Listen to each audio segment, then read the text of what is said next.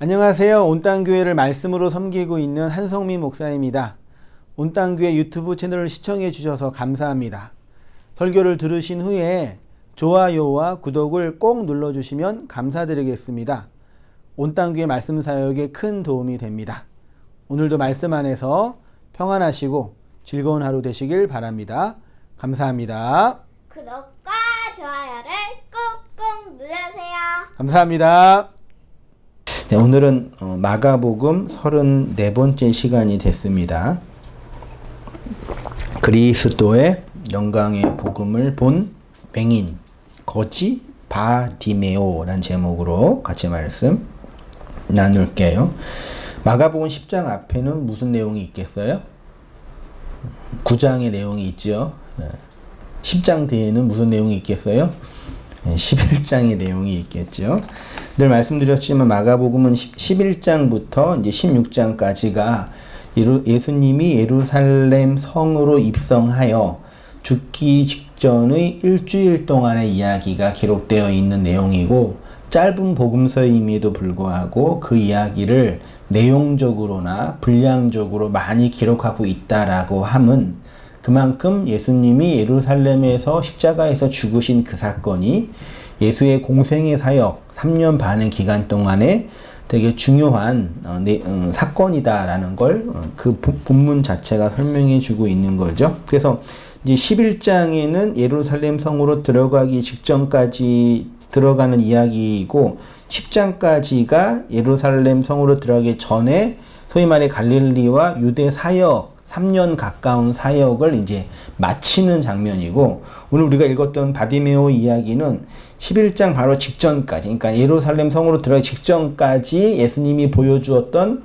이적의 마지막 사건이라는 얘기죠. 그런 측면에서 율법의 성으로 상징되는 예루살렘 성에 입성하기 직전에 거지 바디메오, 맹인 바디메오를 고쳐주신 이야기는 우리에게 매우 시사하는 바가 크다라고 볼 수가 있는 것입니다. 자, 마가복음 9장을 끝으로 3차에 걸친 예수님의 갈릴리 전도 사역이 마감이 됩니다. 9장은 예수님의 후기 유대 사역이 기록되어 있는데, 요 한 장에는 갈릴리 사역이 끝난 때로부터 예루살렘에 입성하기 전까지 해당되는 기록이 있는 장이죠. 마가복음은 한 장으로 9장, 10장 한 장으로 기록되어 있는데, 요 한 장의 이야기를 누가복음 9장 51절부터 19장 27절까지 거의 10장에 걸쳐서 이 내용을 상세하게 기록. 그러니까 마가가 먼저 기록을 했고, 나중에 누가가 그 기록을 이제 좀 더 덧붙이고 상세하게 펼쳐놓은 거라고 보여지는 거죠. 요한복음 7장에 보면 예수님은 사마리아인들의 배척을 받은 후에 예루살렘을 초막절에 잠시 이제 방문한 거죠. 몰래 방문했다가 이제 형들한테 걸린 거죠. 예수님은 갈릴리 사역을 끝낸 후에 이제 마지막으로 예루살렘으로 가시기로 결정했죠. 예수님이 예루살렘으로 입성할 때 예수님의 마음은 어떻겠어요? 내가 이제 이 율법의 성전인 예루살렘으로 들어가서 내 사역을 완성하겠다. 그런 결의가 있으셨겠죠. 그럼 예수님의 결의의 핵심에는 뭐였겠어요? 예루살렘에 들어가서 결국은 예수님은 뭐 하신 거예요? 십자가에 죽으시는 거니까, 그러니까 마치 그거는 성전, 성막에 죽으러 들어가는 어린 양의 처지와 같은 거죠. 그러니까 유대인들이 예배를 드리기 위해, 제사를 드리기 위해서 양을 끌고 성전에 갔을 거 아니에요. 마치 이거는 양이 된 예수가 성전으로 들어가는 그 장면인 거죠, 사실은요. 그래서 계속적으로 예수님이 들어가기 직전에 3번이나 뭘 얘기하신 거예요? 자신이 유대인과 바리새인들, 율법사들한테 예루살렘에서 십자가의 형틀에서 죽임을 당할 거다라고 계속 얘기한 거죠. 3번이나. 근데 그 얘기를 아무도 들었음에도 이해 못하고 마음으로 새기지도 않았죠. 예수님에게 있어서 예루살렘은 어린 양이 성전으로 들어가는 것과 같은 죽음의 희생의 길이었죠. 반복적으로 자신이 예루살렘에서 율법에 의해 죽임을 당하실 것이라고 제자들에게 말씀을 하셨던 거죠. 그 가는 길, 마지막 사역을 마가는 10장에 기록하고 있는 것입니다. 그리고 그 마지막 내용이 바로 맹인, 소경, 시각장애인, 보지 못하는 본문에는 거지라고 되어 있죠. 근데 이게 정말 그 거지가 그 거지인지, 우리가 흔히 말하는 거지는 되게 애매한 표현이죠. 거지는 근본적으로 어떤, 뭐 이걸 직업이라 그러면 좀 웃긴 일이지만 어떤 일을 하는 거예요? 그러니까 국어를 하는 거죠. 자기의 그 노동력으로 생산을 하는 게 아니라 누군가한테 구걸을 해서, 그 구걸을 좋은 말로 뭐예요? 네, 구해서. 구하다가 헬라어로 뭐예요? 아이테오죠. 나의 노력이 아니라 누군가한테 구해서 얻어먹는 일을 하는 사람을 흔히 거지라고 표현을 하죠. 한글 성경도 거지라고 표현을 했어요. 그 거지, 근데 그 거지인데 또 맹인이네요. 근데 또 옛날에 고대 2000년 시대 때 웬만한 그 사람들은 성이 없었잖아요. 노예나 거지는 성이 없었을 거 아니에요. 우리나라 그 문명만 보더라도. 근데 마가는 그 거지를 바디메오라고, 이게 아들이거든요. 디메오의 아들이라고 본인의 이름은 안 쓰고 이 아버지가 바디메오다라고 직접 호구 조사까지 한 거죠. 의도한 거겠죠. 우린 이 사건을 통해서 예수님의 성육신, 예수님이 이 땅으로 육을 입고 오셨죠. 그거는 율법의 성으로, 이 호코스모스 세상이라 율법의 성으로 임하신 사건인데, 그 율법의 성을 메타포하는 것이 예루살렘 성이거든요. 바벨론이기도 하고, 거기에 오셔서 맹인이고 거지인 바디메오로 투영되는 우리의 어두운 눈을 밝게 고쳐주시는 구속의 은총이 어떠한 것인지를 이제 예루살렘 입성 바로 직전에 설명하고 계시는 것이 아닐까. 내가 율법의 성에서 십자가에서 어린 양으로 희생되어 죽는데 그 죽음의 내용이 이런 거야 라고 말씀하고 있는 것이 아닐까 라고 생각해 보게 됩니다. 자, 디메오란 단어가 아람어 타메에서 왔대요. 사전을 보니까. 요 타메는 부정하다, 더럽다, 불결하다 라는 동사래요. 구약 성경에서 이 타메가 가장 많이 사용된 곳이 어디일까요? 느낌, 선지식이 있다면 레위기에 부정한 재물과 부정한 여인과 부정한 사람이 있죠. 시체를 만지거나 시체 근처에 가면은 며칠 동안 부정하고, 하유라는 여인도 부정하고, 뭐도 부정, 계속 그 있죠. 그때 사용된 단어가 타메예요. 그러니까 이 타메는 윤리적이고 도덕적인 부정함이 아니라 종교적인 차원에서의 부정함인 거죠. 하나님의 자비와 긍휼이 필요한 이 땅에 있는 모든 인생의 내적 상태, 그래서 정결하게 된 희생의 도움이 없이는 살 수 없는 그 인간의 본연의, 선악 까먹은 인간의 본연의 그 본질을 타메라는 단어로 표현을 했거든요. 단지 도덕성이 문제가 아니라, 그러니까 뭐 맹인, 거지, 바디메오가 부정할 게 뭐가 있어요? 뭐 구걸하며 사는 게 꼭 그게 도덕적으로 핀찬할 만한 일이 될 수도 있겠지만 그런 차원이 아니라는 얘기죠. 이 타메라는 단어가 디메오고요. 이 바는 그 아들이란 단어이기도 하거든요. 그러니까 아들을 뜻하거든요. 벤과 같이 쓰는 단어에 바를 할 때. 그러니까 벤 디메오, 바 디메오는 디메오의 아들이란 뜻이고, 그럼 불결한 자의 아들, 부정한 자의 아들인데 그가 그 거지이고 맹인이라고 되어 있습니다. 그 맹인은 앞을 보지 못하는 사람이고, 거지가 프로사이테스라는 단어인데, 여기도 사전을 보니까 재미있더라고요. 이게 프로스와 아이테오의 합성어예요. 프로스는 전치사 기억나죠? 어디 어디를 향해서 우리가 자주 공부했던 단어 중에 기도하다가 뭐예요? 프로 슈코마이라 그랬잖아요. 프로스 유코마이 어디 어디를 하나님을 향한 원함 하나님의 바램이라고 해서 프로스 유코마이 그랬잖아요. 그때 전치사 프로스 어디 어디를 향해서고요. 아이테오는 많이 들어보셨죠? 구하다 찾다. 그러니까 그 거지는 어디 어디를 향해서 구하는 사람. 그거를 한글로는 구걸이라고 표현하기도 하잖아요. 그걸 거지라고 하니까 프로스 아이테오, 프로사이테스는 구걸, 구하는 사람이죠. 그거를 이제 구걸이라는 단어로 표현해. 우리는 흔히 구걸이라는 단어를 되게 좀 부정적으로 표현함이 있는데 그 구걸이라는 개념 자체는 나에게는 힘이 없어요. 내 노동력으로, 내 힘으로는 내가 살 수 없으니 내 밖에 있는 누군가의 도움으로만 난 살 수 있어요. 그게 구걸하는 거잖아요.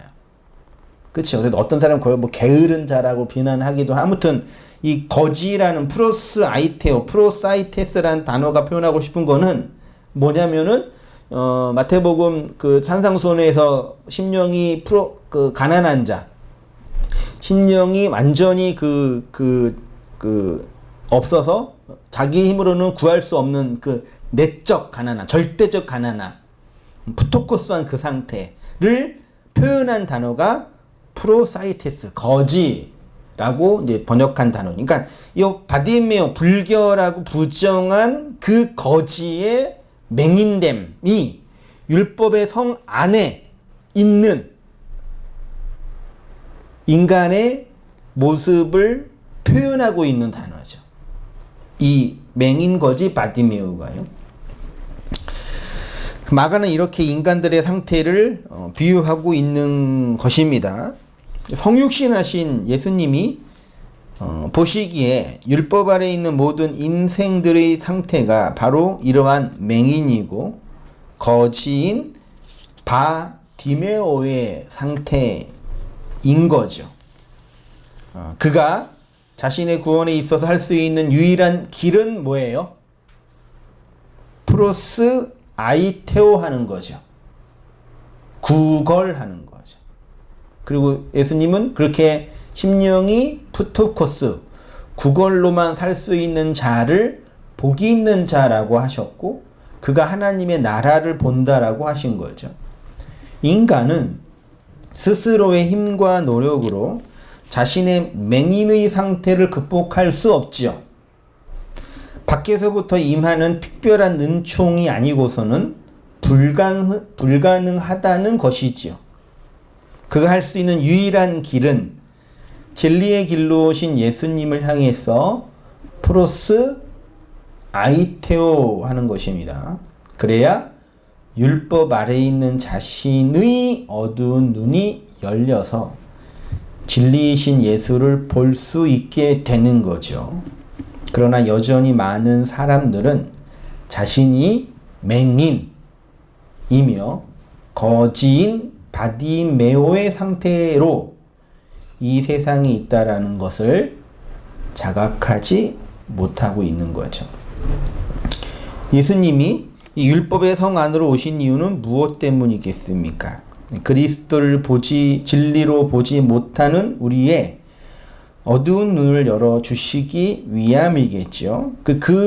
눈을 열어주시는 예수님의 사역은 율법의 성에서 어린 양으로 희생으로 죽음으로만 가능하다는 것을 보여주는 거죠. 그래서 바울은 교회의 부르심에 대하여 이렇게 선언하고 있는 것입니다. 에베소서 1장 17절에 우리 주 예수 그리스도의 하나님 영광의 아버지께서 지혜와 계시의 영을 너희에게 주사 하나님을 알게 하시고 너희 마음의 눈을 밝히사 마음의 눈을 모아사 밝히사 그 부르심의 소망이 무엇이며 성도 안에서 그 기업의 영광의 풍성이 무엇이며 그 힘의 위력으로 역사하심을 따라 믿는 우리에게 베푸신 능력의 지극히 크심이 어떠한 것을 너희로 알게 하시기를 구하노라.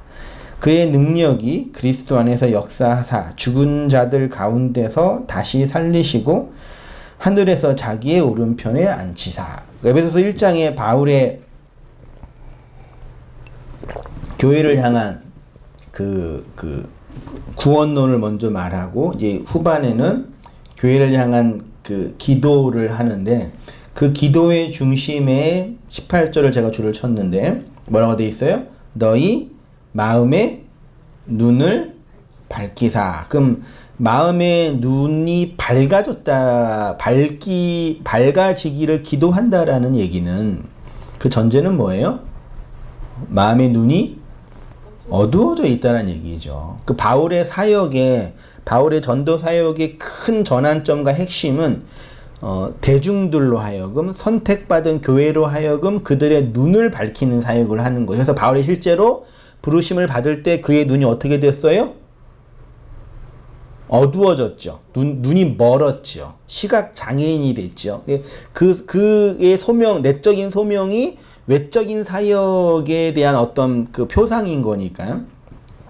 늘 말씀드렸지만 기독교의 본질은, 그리스도교의 본질은 인간의 마음의 평안이나 윤리성이나 도덕성의 회복이나 이 땅에서 고통받는 인간들을 향한 자애나 혹은 우리 개인의 성공과 번영을 위한 기도나 이런 것이 기독교의 본질일 수 없다라고 늘 말씀드렸죠. 기독교는 하나님의 자기 뭐라고요? 계시이고 그 계시를 인식하고 받아들이는 성도의, 교회의 하나님 인식인 거죠. 그러니까 여기서 전제가 필요한데 하나님은 뭐 하시는 분으로 계시는 거예요? 자신을 계시하는 분으로 존재하시고 인간들 중에 하나님의 선택받은 어떤 이들은 그 계시하는 하나님을 뭐 하는 거예요?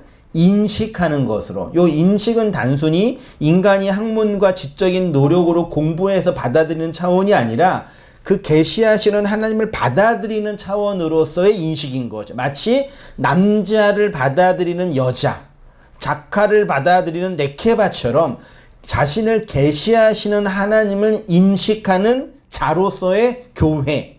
요것이 기독교의 본질인 거예요.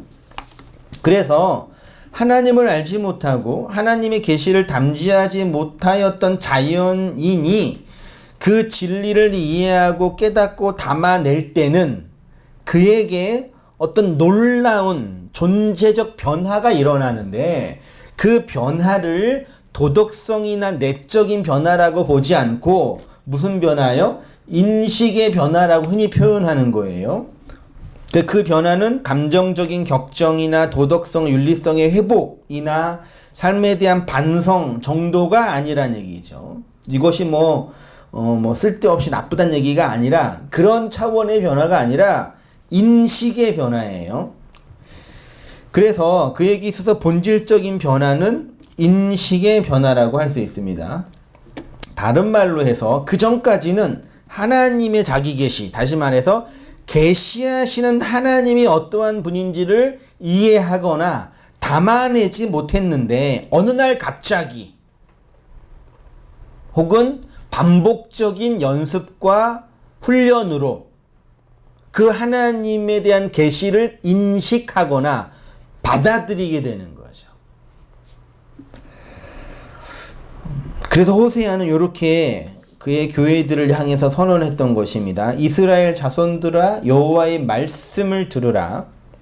여호와께서 이 땅의 주민과 논쟁하시나니 이 땅에는 진실도 없고 인애도 없고 하나님을 아는 지식도 없고 오직 저주와 속임과 살인과 도둑질과 간음뿐이요 포악하여 피를 뒤이음이라. 내 백성이 지식이 없으므로. 뭐가 없으므로요? 요 지식은 그냥 철학에서 말하는 객관적인 정보가 아닙니다. 계시하시는 하나님에 대한 인식하는 인간을 이제 호세아는 지식이라고 표현하는 거예요. 여기에 다트 엘로임이라고 바울은 표현했고 호세아가 다트 엘로임이라고 표현했고 바울은 기노스코 그리스토스라는 지식이라고 표현했지요. 요 다트 알다, 지식이란 단어가 창세기 3장, 1장에서 3장까지는 뭘로 표현했어요? 하나님을 뭐 한다? 알다. 요 알다가 그 뭐라 그랬어요? 관계를 맺다라고 표현했잖아요. 6절에 내 백성이 그 지식이 다트 엘로임 하나님에 대한 야다가 없으므로 망하는도다. 계시하시는 하나님을 자칼로스의 하나님을 네케바 받아들이지 못하기 때문에 망하도다. 내가 지식을 버렸으니 나도 너를 버려 내 제사장이 되지 못하게 할 것이요 내가 내 하나님의 율법을 잊었으니 나도 내 자녀들을 잊어버리리라 라고 호세아가 선언을 했습니다. 이렇게 하나님을 아는 지식이 복음의 내용과 진리의 은혜로 우리에게 전달되면 그걸 받은 인간은 인식의 변화가 일어나지요. 그것이 오늘 맹인, 거지, 바디메오가 경험한 것이고 바울의 기도는 바울이 기도하는 마음으로 눈을 밝히는 것이라고 표현한 것이요.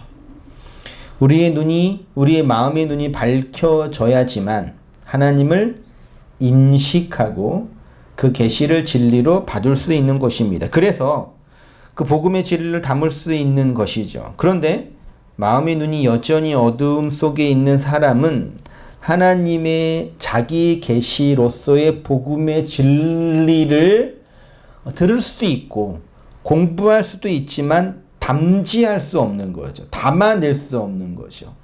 그러한 복음의 진리를 설명하시기 위해서 소경 바디메오의 이야기뿐만 아니라 성경에 특히 복음서에는 누구를 많이 고쳐주신 장면이 나와요? 그렇죠. 맹인, 소경, 보지 못하는 자를 고쳐주시는 이야기가 한 5개? 3, 4개 정도 많이 누구는 어떤 이렇게 흙을 발라서 침을 뱉어서 짓느겨가지고 고쳐주시기도 하고 오늘 마가에서는 그냥 믿음으로 고쳐주셨다고도 하고 마태복음은 이렇게 표현했습니다. 예수께서 거기서 떠나실새 두 맹인입니다. 소리질러 이르되 다윗의 자손이여 우리를 불쌍히 여기소서 하더니 예수께서 어디에 들어가요? 예, 그 맹인의 집에 율법의 성, 그 성전에 들어가. 그러니까 옛 성전 안에 율법의 성전 안에는 반드시 누가 있어요? 맹인이 있는 거예요. 보지 못하는 자가 있는 거예요. 그들 중에 자신이 프로스 아이테오 거지라는 걸 안 자들이 그 예수께 보게 해달라고 기도하는 거죠. 맹인들이 그에게 나오고는 예수께서 이르시되 내가 능히 이 일을 할 줄을 믿느냐 대답하되 지어 그러하오이다 하니 이에 예수께서 그들의 눈을 만지시며 이르시되 너희 믿음대로 되라 하시니 그 눈들이 뭐예요? 밝아진지라. 아까 그 바울이 뭐라고 기도했어요? 너희의 마음의 눈을 밝히사. 누가요? 그리스도가 너희의 마음의 눈을. 그러니까 복음서에는 복음을 이렇게 그 내러티브로 이야기로 표현한 거고요. 바울은 서신서에서 그렇게 이야기로 사건으로 기록된 복음의 사건을 그의 이제 철학과 논리로 설명한 거예요. 너희의 마음 눈을 밝히사 그들의 눈이 밝아진지라. 예수께서 엄히 경고하시되 삼가 아무에게도 알리지 말라 하셨으나. 자, 고린도서 4장 4절 보세요. 그 중에 이 세상 신이 믿지 아니하는 자들의 마음을 뭐하여? 혼미하게 하여. 혼미하게 하다가 뭐예요? 한글로 혼미하게 하다, 희미하게 하다, 복잡하게 하다, 뭐 그렇게 의미도 되는데 이걸 원문들을 보니까 티플로라는 단어인데 이게 그냥 뭐예요? 눈멀다, 눈멀게 하다, 장님이 되게 하다, 시력을 빼앗다. 이 단어가 티플로가 성경에 많이 기록되어 있는데 요한복음 12장 40절에는 저희 눈을 티플로 멀게 하시고 저희 마음을 그러니까 눈을 멀게 하는 것과 마음을 완고하게 하는 게 같은 거예요. 사실은요. 눈이 먼 사람은 마음이 완고하대요. 하나님의 그 진리를 그리스도로 보지 못하는 자의 내적 상태는 마음이 딱딱하게 굳어서 강팍하여 완고한 자가 된대요. 저희로 하여금 눈으로 보고 마음으로 깨닫고 돌이켜 내게 고침을 받지 못하게 하려 함이니라 하였습니다. 요한 1서 2장 보세요. 그의 형제를 미워하는 자, 요한도 미움이라는 단어로 표현했습니다. 여기에 미움이라는 걸 구약 성경의 문맥으로 본다면 살인하는 거라 그랬죠? 그랬잖아요. 그걸 희생제사 드리는 거라 그랬잖아요. 형제를 미워하는 자는 어두운 가운데 있고 어두운 가운데 행하며 갈 곳을 알지 못하나니 이는 어둠이 그의 눈을 뭐 했어요? 멀게 했다. 그 형제, 여기서 말하는 형제는 1차적으로 누구예요? 우리의 형제로 오신 그 예수를 미워한다는 얘기는 예수가 밉다 이런 개념이 아니라 육체로 오신 예수의 희생 제사의 내용이 뭔지 모르면 그 형제를 미워하는 거라 그랬잖아요. 최초로 그 형제를 미워해서 형제를 죽인 사람이 누구예요? 가인이잖아요. 가인의 죄는 동생 아벨을 죽인 게 가인의 죄죠. 다시 가인의 나쁜 짓은, 가인이 형벌받은 죄는 그의 동생 아벨을 죽인 거죠. 라고 말하면 틀린 거예요.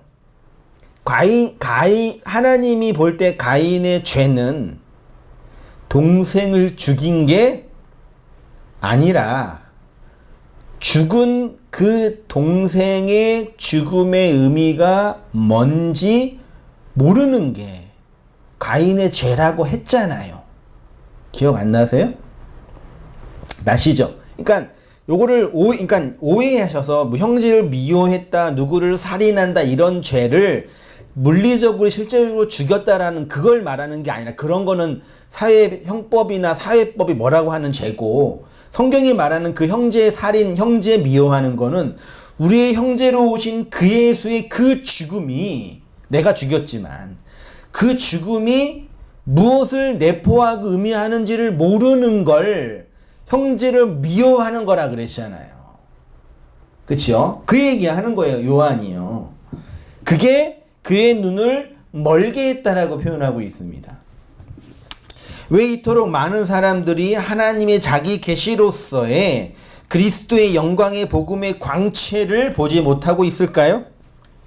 성경은 그 이유를 이 세상 신이 그들의 마음을 뭐하게 하여? 혼미하게 하여, 보지 못하게 하여, 시력을 잃게 하여, 정말 봐야 할 것은 보지 못하고 보지 않아도 될 것을 보게 함으로 그들의 마음을 혼미하게 하여 그리스도의 영광의 복음의 광채가 그들 속에 비치지 못하게 한다고 말하고 있습니다. 흔히 사탄, 마귀라고 하는 그 진리의 대적자들은 사람들이 흔히 생각하는 홀령이나 그 마귀 할 때 그 마와 같은 것이 아닙니다.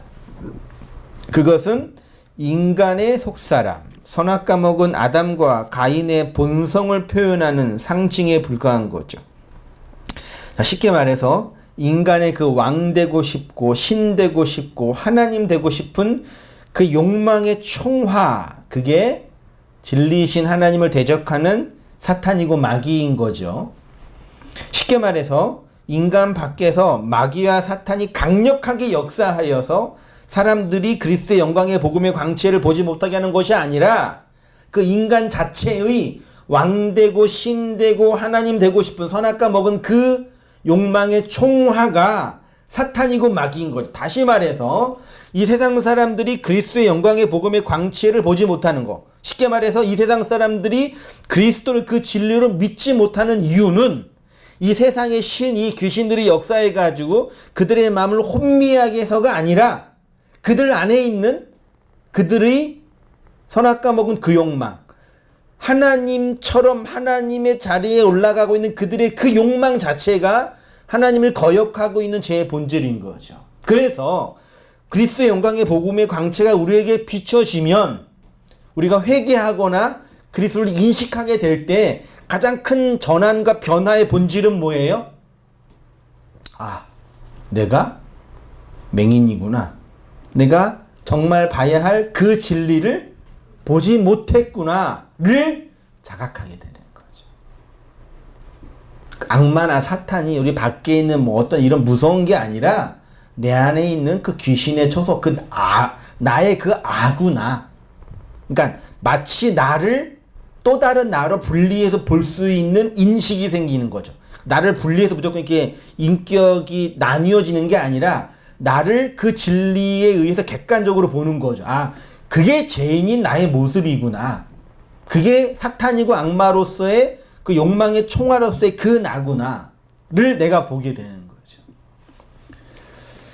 그래서 우리가 그리스도의 영광의 복음의 광채를 보면 사도 바울처럼 눈이 멀어 나의 왕 되고 신 되고자 하는 그 욕망이 무너지고 깨어지게 되는 것이죠. 그러니까 성경에서 마귀 사탄이란 것은 사실 우리 밖에서 일어나는 악귀의 현상이 아니라 우리 안에서 하나님을 대적하는 그 악마적 속성을 표현하는 것이죠.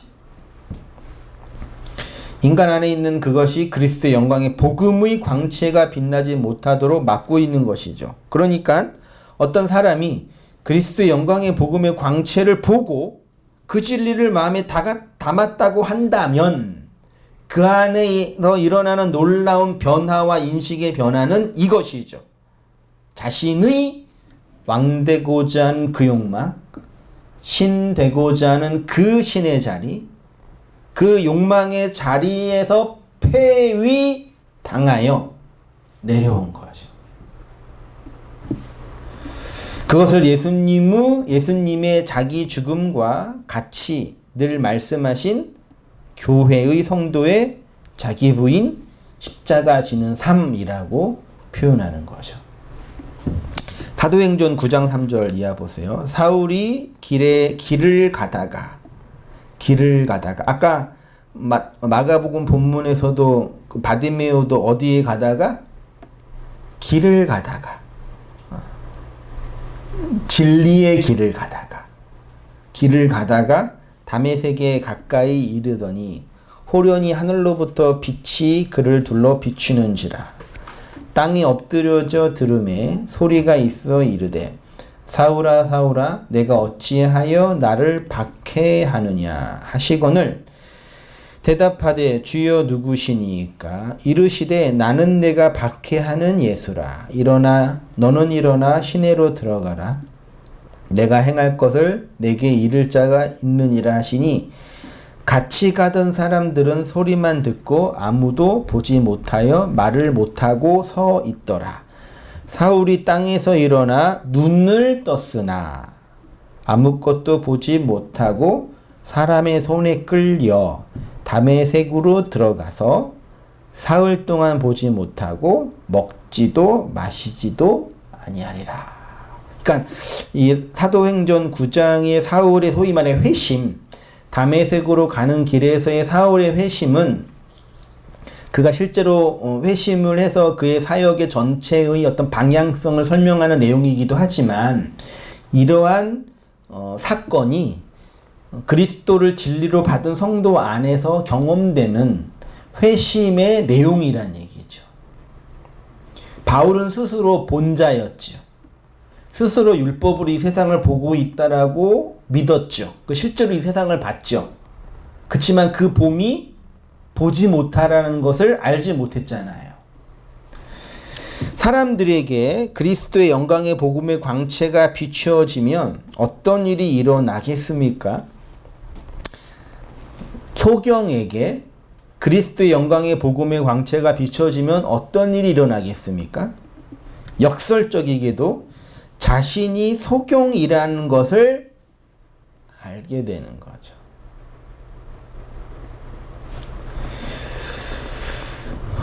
내가 지금까지 제대로 하나님을 보고 있다고 자위했는데 실제로는 보지 못한 소경이었구나를 그 봄으로 알게 되는 거죠. 그래서 바울이 사흘 동안 보지 못했던 거죠. 근데 여전히 어둠 속에 있는 자들은 자신들이 무엇을 보고 있다고 착각하죠. 보고 있지요. 보고 있는 거예요. 근데 그 봄이 진리 입장에서는 못 보는 거예요. 보니까 못 보는 거라니까요. 그래서 예수님이 그리스도 이 땅에 오셔가지고 그 보는 자들을 어떻게 한다 그래요? 못 보게 하는 거죠. 스스로 보고 있다고 하는 자들을 못 보게 하는 거죠. 나는 못 본다라고 하는 자들에게는 진짜를 보여주시는 거고요. 그러니까 맹인인데 맹인인지 모르는 거예요. 요한복음 9장 39절 이하 보세요. 예수께서 이르시되 내가 심판하러 이 세상에 왔으니 뭐하러요? 심판하려고 오셨대요. 그럼 그 심판은 뭐냐? 보지 못하는 자들은 보게 하고 보는 자들은 맹인되게 하려 함이라. 바리새인들 중에 예수와 함께 있던 자들이 이 말을 듣고 이르되 우리도 맹인인가? 그럼 내가 못 보는 자인가? 스스로 답을 얘기했네요.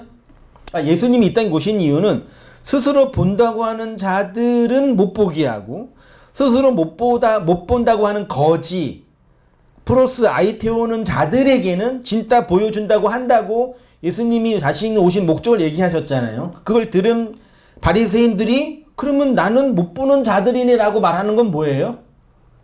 예수님이 자신에게 어떤 일을 하고 계시는지를 알았다는 얘기예요. 이것 봐라.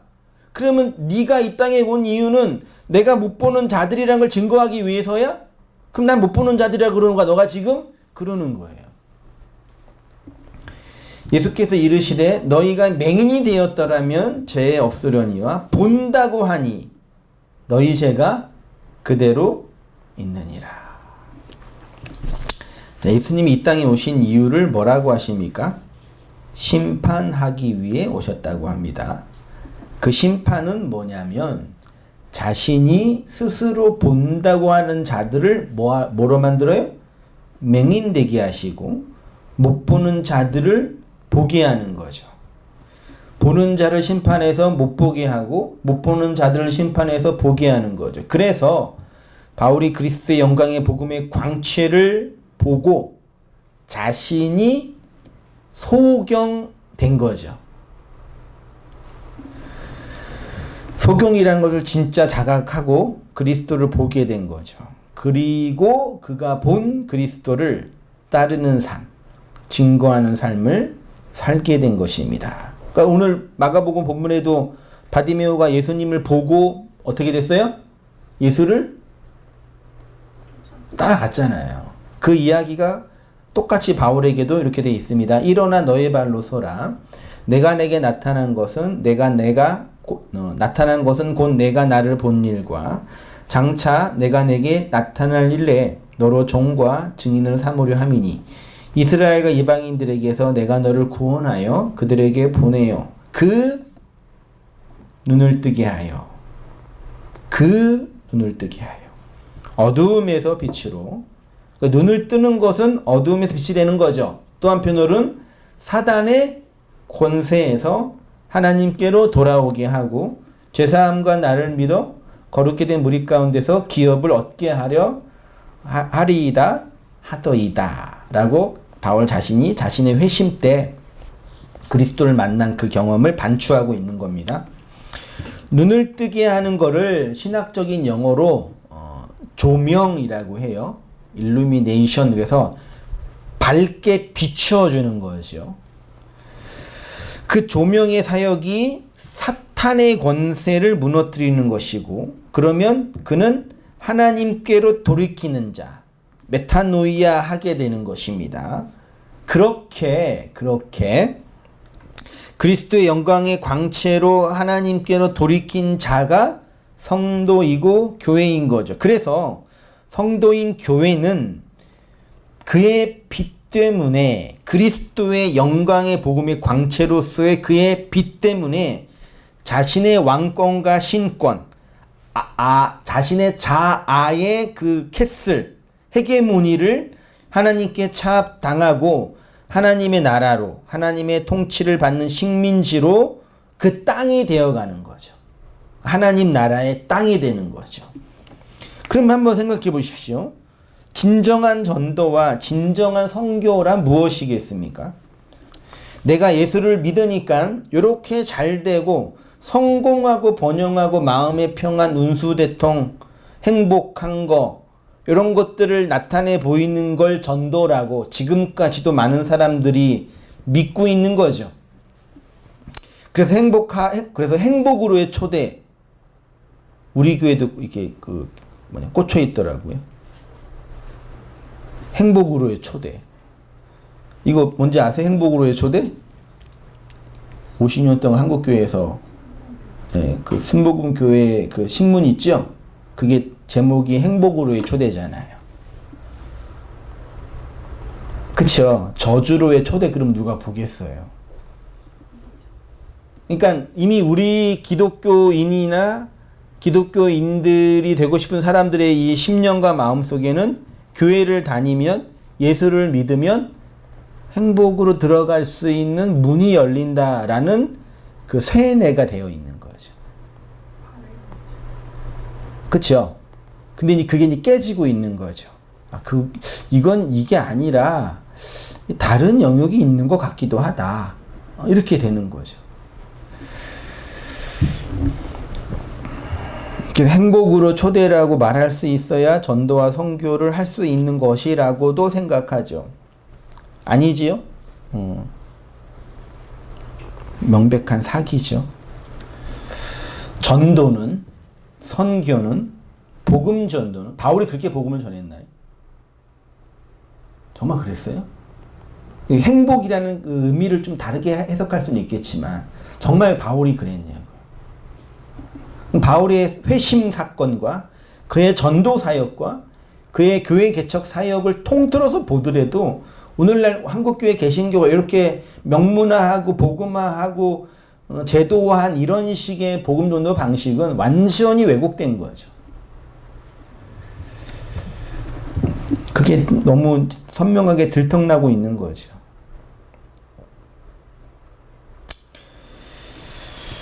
전도는 선악과 먹은 아담으로서의 내가 왕이었고 이 전제가 필요해. 너는 왕이야. 너는 하나님을 대적하는 악의 세력의 수장이야. 라는 전제가 있는 거예요. 사실은요. 그러는데 예수가 십자가에서 죽고 율법의 성 예루살렘에서 죽고 골고다에서 죽고 그리스도로 부활하여 그리스도의 영, 복음의 광채 그 진리를 나에게 비춤으로 내가 왕되고 신이었다는 것을 자각하고 그 어두움을 버리고 이제 하나님의 나라의 식민지로 하나님의 나라로 살아가는 자가 그렇게 살지 않는 또 다른 이 시대의 왕들에게 그 진리의 복음을 그 선악의 자리에서 내려오라고 하는 그 이야기가 전도이고 선교인 거죠. 그러니까 자신이 본자였고 그 본자가 그리스도의 빛 때문에 눈이 멀어서 진짜를 보지 못한 자들은 자신에게 일어난 그 복음 사건이 없는 자들에게는 전도와 선교는 불가능한 거죠. 기껏해야 내가 예수 믿으니까 사업이 잘 되고 몸이 건강해지더라. 그 복음단 그 조직화되고 세뇌화된 사건이 있는 자가 복음을 전할 때 똑같이 전하는 거예요. 그러니까 이 전염병, 조그만 바이러스나 이런 우리에게 불행이라고 생각하는 것이 몰려올 때 감당할 수가 없는 거예요, 교회들이요. 그러니까 교회를 운영하고 목회자의 어떤 생활이 이게 아니라 복음 자체가 흔들리고 있는 거라니까요. 그러니까 보세요, 어떻게 뉴스 보니까 이제 교회에 코로나가 오고 웬만한 자영업이나 이런 거 다 이게 폐업하고 힘들어지고 있는 시대처럼 벌써 교회가 힘들어지고 있잖아요. 큰 대형 교회나 조직 교회 그 목회자나 전도사들이 많이 있는 교회가 힘들어져요. 그럼 그 힘들어지는 건 결국은 재정의 문제가 생긴다는 얘기잖아요. 사람들이 안 오니까. 그럼 재정의 문제가 생기면 가장 먼저 하는 일은 뭐겠어요? 그네들이 인원을 감축할 거 아니에요. 그럼 누구를 감축하겠어요? 담임 목사, 부목사, 전도사. 그래서 자를 거 아니에요. 그래서 어떤 그 부목사가 우리도 뭐죠? 그 노동조합을 만들어 가지고 불법 그 해고에 대항해야 된다라고.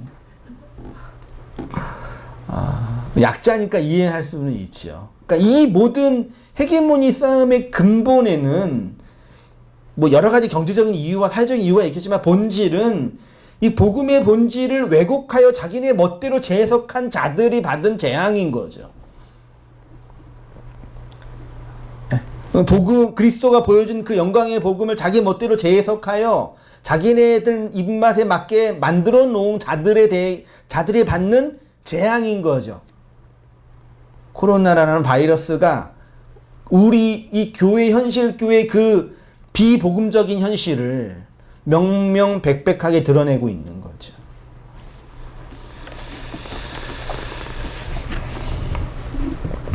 그래서 그 노래방이나 뭐 커피숍이나 PC방 이런 데 이제 위험 그 자영업이 돼가지고 나라에서 그 지원 받잖아요. 네. 교회는 받아요? 못 받아요? 못 받아요. 자, 딱 오셔서 전도와 선교는 그래서 못하는 거예요. 그래서 20세기, 21세기에 한국 개신교가 그렇게 성공을 외친 거예요. 왜요? 성공하면 나도 좋고 너도 좋고. 그게 우리의 욕망을 충족하는 거니까. 근데 오늘날 전도와 선교를 완전히 반대로 하고 있는 거죠. 그러니까 예수 믿는 자가 거의 없는 거고, 교회가 거의 없는 것이고, 진리를 전하는 전도자가 거의 없는 거죠. 뭐 교회가 무너지고 있다고 하는데 진짜 교회, 자신의 왕됨과 신됨을 포기한 그 그리스도의 몸된 교회는 무너지지 않아요. 무너질 수 없어요. 오히려 이 바벨론 성이 무너지고 있음을 보셔야 돼요. 교회 안에서 하나님을 이용해 스스로 왕되고 신되고자 하는 자들의 집단이 무너지고 있는 거죠. 그거는 반드시 필연적으로 무너져요. 계시록 18장 1절 보세요. 이 일 후에 다른 천사가 하늘에서 내려오는 것을 보니 큰 권세를 가졌는데 그의 영광으로 땅이 환하여지더라. 힘찬 음성으로 외쳐 이르되 무너졌도다 무너졌도다 큰 성 바벨론이여. 귀신의 처소와 각종 더러운 영이 모이는 곳과 각종 더럽고 가증한 새들이 모이는 곳이 되었도다. 그 음행의 진노의 포도주로 말미암아 만국이 무너졌으며 또 땅의 왕들이 그와 더불어 음행하였으며 땅의 상인들도 그 사치의 세력으로 치부하였도다 하더라.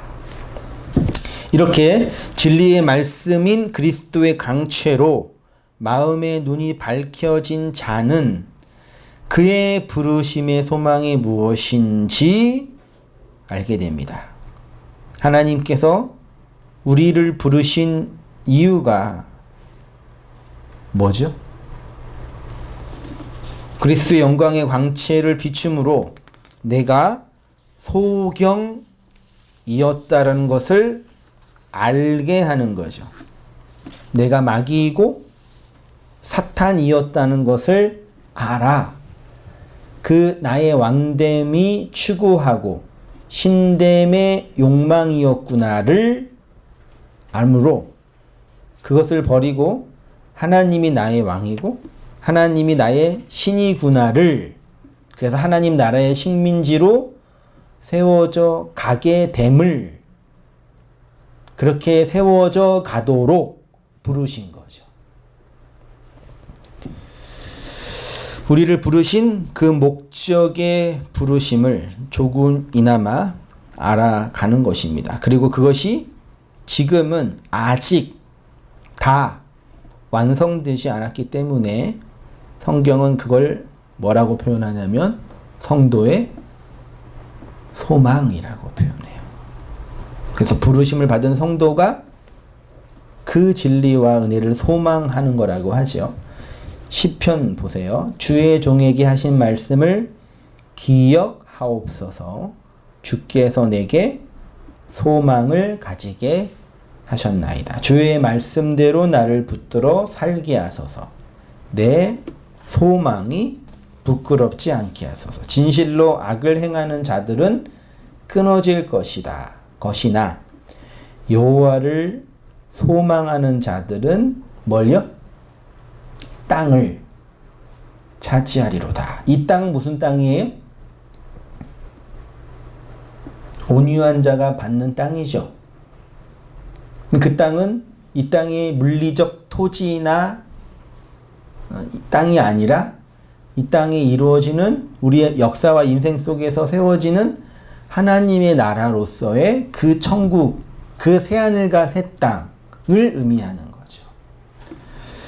내 영혼아, 내가 어찌하여 낙심하며 어찌하여 내 속에서 불안해하는가? 너는 하나님께 소망을 두라. 그가 나타나 도우심으로 말미암아 내가 여전히 찬송하리로다. 성도가 하나님께 무엇을 소망하겠습니까? 내가 잘되고 그 모든 고난과 어려움을 겪고 끝내는 성공할 것이다 라는 것을 소망하는 것이죠. 이 모든 고난과 어려움을 견디면 결국에는 더 좋은 것을 얻을 수 있다라는 것을 소망하는 것이죠. 성경이 말하는 소망은 그런 소망이 아니죠. 시편 37편 9절에서 소망하는 자가 땅을 차지한다라고 할 때 그 땅은 온유한 자가 받을 땅. 이스라엘 백성이 애굽에서 나와 광야를 거쳐 어느 땅으로 들어갔어요? 가나안 땅으로 들어갔잖아요. 그 가나안 땅에 들어간 이스라엘 백성도 그 물리적 가나안 땅을 기업으로 받지 못했어요. 그리스도가 우리에게 주신 그 온유한 자에게 주신 심령이 가난한 자에게 주신 하나님의 나라, 그리스도의 통치로서의 그 하나님의 나라가 그들이 받을 땅이었다는 얘기죠. 온유한 자가 기업으로 받을 땅인데 그 땅은 하나님의 통치를 받은 성도, 다시 말해서 자신의 왕권과 신권을 차압당하여 하나님의 식민지가 된 성도 자신이 그 땅인 거예요. 그게 성도에게 뭐라고요? 소망이라고요.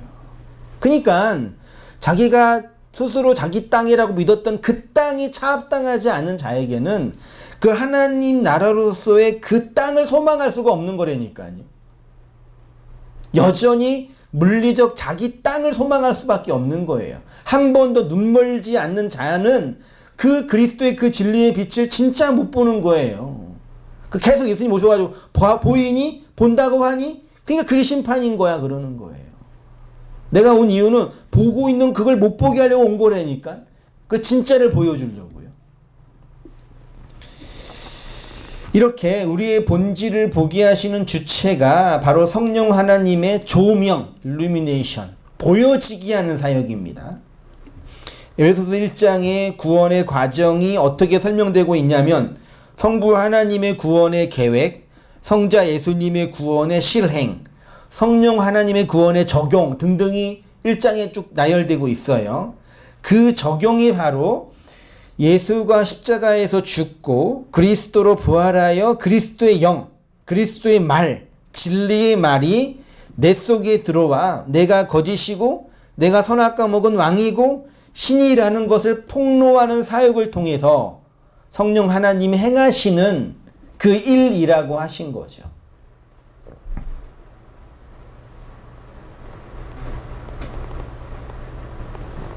성령 하나님의 진리의 사역이라고 하는 거죠. 그 성령 하나님은 이 땅에 어떻게 역사하셔요? 홀령처럼 갑자기 뿅 하고 나타나가지고 가르쳐 주시는 게 아니라 성령은 무엇으로 역사해요? 그렇죠. 말씀으로요. 그 말씀은 이 땅에 말하는 자들을 통해서 증거되는 거예요.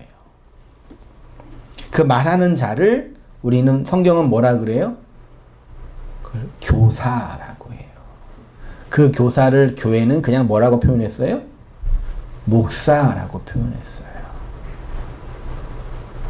그러니까 목사라는 그 단어가 너무 많이 왜곡되어져 있고 망가져 있는 거죠. 성령이 말씀을 통해서 일하게 하는 그 일을 증거하고 가르치는 그 자를, 그 기능을 하는 자를 신약 성경이 교사라고 하는 거죠. 그 성령은 홀로 일하지 않고 반드시 말씀, 진리의 교사, 말씀을 가르치는 그 교사를 통해 일하는 거예요. 이 교사라는 단어도 우리가 좀 오해의 소지가 많죠. 교사하면 어떤 생각이 들으세요? 초등학교 중학교 선생님 생각하잖아요. 직업으로서의 교사. 근데 사실 그것도 이제 많이 그 정형화된 개념이고, 진리의 말을 성령 안에서 가르치고 전하는 자를 신약 성경이 교사라고 표현하는 거죠. 그러니까 오늘날 한글 한자에서 말하는 그 교사의 개념, 우리나라 문맥에서 말하는 그 교사의 개념과 많이 다르죠.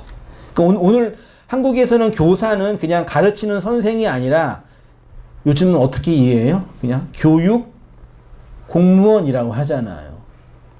좀 슬픈 일이지만 옛날에는 스승이라고 표현했는데, 그러니까 그 가르치는 일을 하는 나라에서 녹을 받는 교육 공무원이라고 하잖아요. 그것도 많이 오해됐죠. 그러니까 교사라는 단어 자체도 많이 이렇게 오해된 거죠. 이제 제가 이 본문에서 교사하면 그 개념을 이해하니까요. 그런 게 아니니까 더 정확하게 말하면 전도자가 좀 더 정확해요.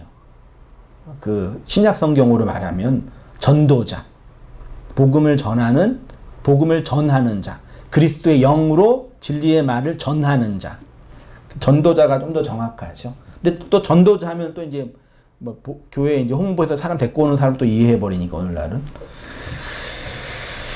그러니까 교사의 말씀 사역이 없이는 어떤 사람도 자신의 왕됨과 신됨을 자각하고 그 자리에서 내려오지 못하겠죠. 반대로 진짜 복음의 진리를 받을 때는 반드시 그에게 진리를 가르쳐주는 누구를 만나요? 전도자, 교사, 그 말을 성령 안에서 가르치고 선포하는 자를 만나요. 보내주세요. 경험해요. 그러니까 이게 교회예요.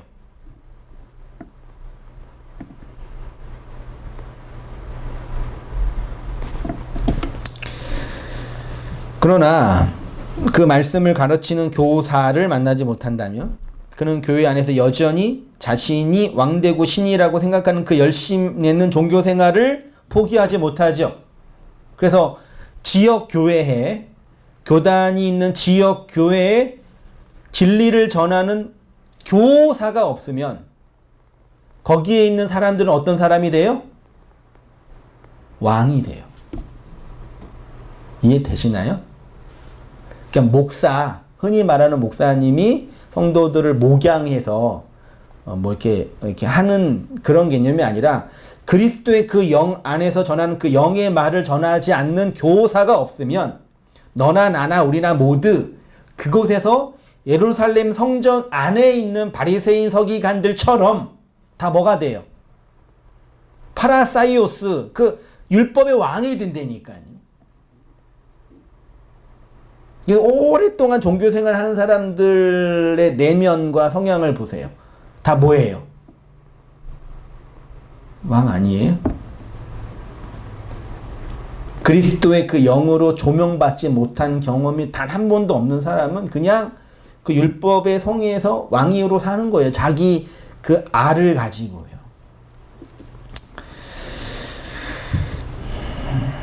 그가 성령이 보내시는 진리의 교사 없이 계속 신앙생활을 하면 자기 의로 가득한 아주 무서운 종교인이 되는 거죠. 이 종교인이 누구를 만나면 더 무서운 사람이 돼요? 소위 말해 정치와 만나면 아주 무서운 헤게모니가 되죠. 인류 역사상 수많은 학살과 수많은 희생이 있었던 그 교회 역사를 보면은요, 이 종교 권력이 뭘 만난 거예요? 세상 권력과 만나면은 아주 이 세상을 장악하는 무서운 권력이 되는 거죠. 나치를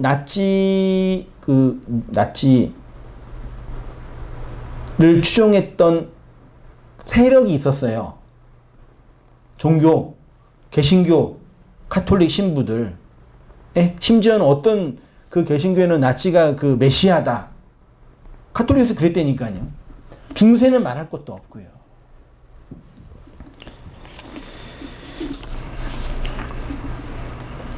예수님은 이렇게 율법의 성, 바벨론의 성 안으로 들어가시기 직전에 맹인이며 거지인 바디메오의 눈을 뜨게 하심으로 자신의 죽음으로 교회가 어떻게 진리로 부르심을 받게 될 것인지를 가르쳐 주고 계시는 거죠. 이 율법의 성 안에서 눈 멀어 있는 자이지만 그리스도의 그 진리를 구하는 거지인 것을 알게 될 때 하나님의 나라로서의 진리의 땅을 얻는 자가 되는 거죠. 그러니까 마가복음을 읽고 있는 독자인 우리 입장에서, 제 입장에서 예루살렘 성으로 들어가는 11장, 그러니까 11장, 16장까지 이야기는요, 마치 구약에서 성전 제사를 드릴 때 성전 안에서 일어나는 이야기 있잖아요. 그 이야기랑 똑같아요. 내용이. 그래서 성전 안에서 일어나는 그 이야기가 뭐냐를 성전 그 문 안에서, 성전 문 안에서 바디메오를 통해 설명하는 것도 이야기 또 언제 반복돼요? 사도행전에 가면은